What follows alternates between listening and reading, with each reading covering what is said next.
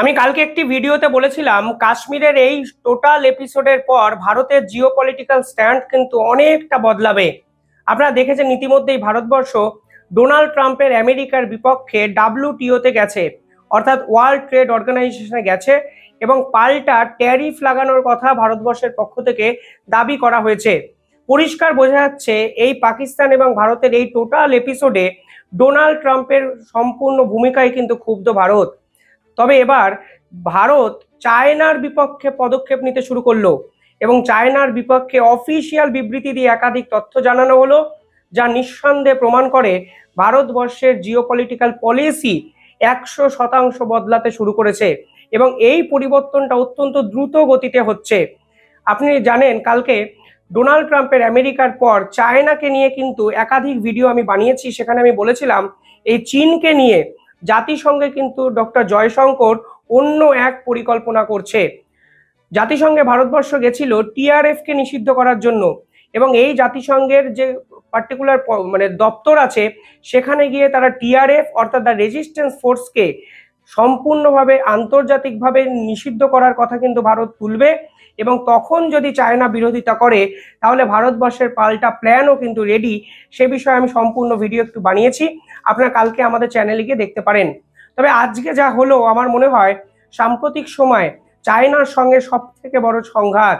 দেখুন ভারতবর্ষ জিওপলিটিক্যালি যেভাবে গ্রো করছে বোঝাই যাচ্ছে আন্তর্জাতিক অনেক প্রভাবশালী যে ক্ষমতা আছে তারা এই ভারতবর্ষের এই গ্রোটাকে মেনে নিতে পারছে না।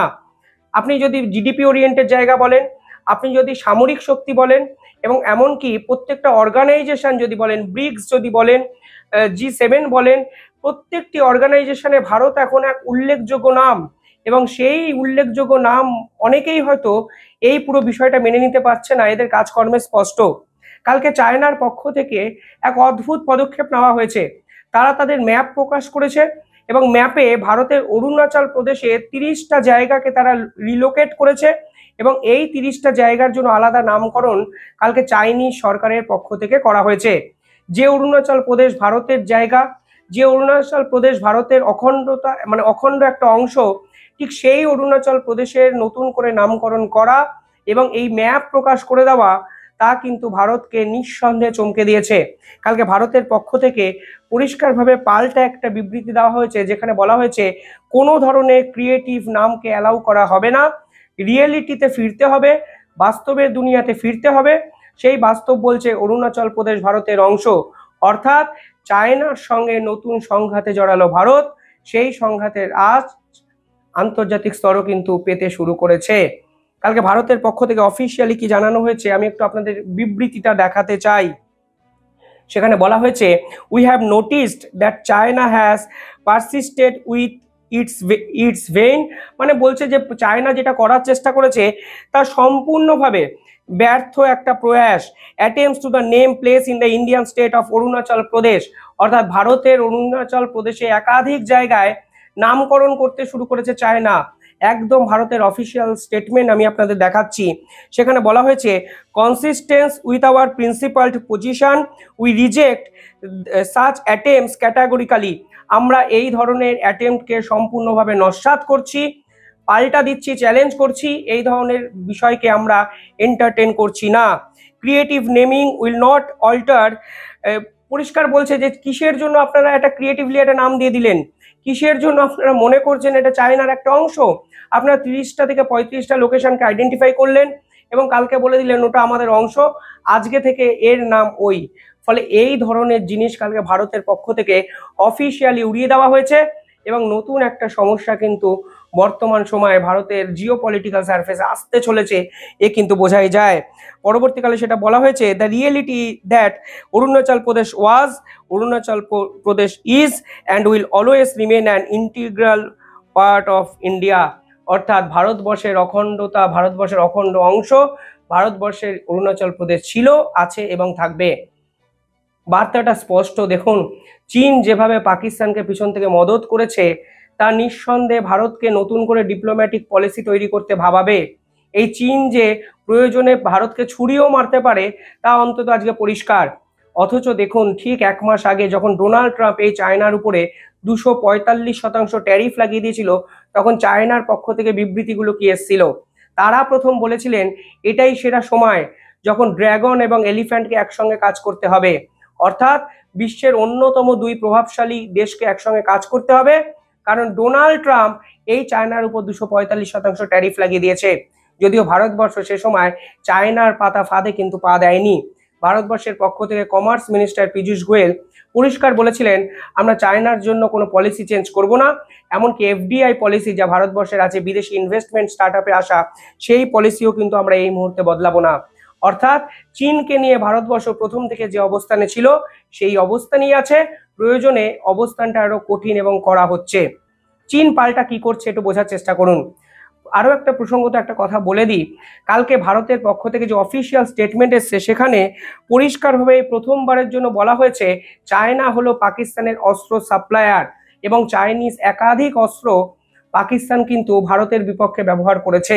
অর্থাৎ চায়নাকে নিয়ে এখনো আর লুকানো টুকানো কথাবার্তা নয়, যা হচ্ছে প্রকাশ্যে হচ্ছে, ওপেনলি বলা হচ্ছে যে তোমরা পাকিস্তানকে অস্ত্র দিয়েছো আর আজকে অরুণাচল প্রদেশের নতুন নামকরণ করে দিচ্ছ। এই রকম বালখিল্য অ্যাটিটিউড অন্তত আমরা সহ্য করব না, অরুণাচল প্রদেশ আমাদের।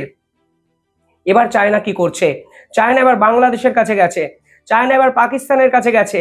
এই বাংলাদেশের পাকিস্তানের কাছে গিয়ে কি করছে, তাদের যে বুক আছে মানে বই আছে, এই যে ভূগোলের বই আন্তর্জাতিক যে বই আছে সব বইতেই এক আন্তর্জাতিক ম্যাপ প্রকাশ করা হয়।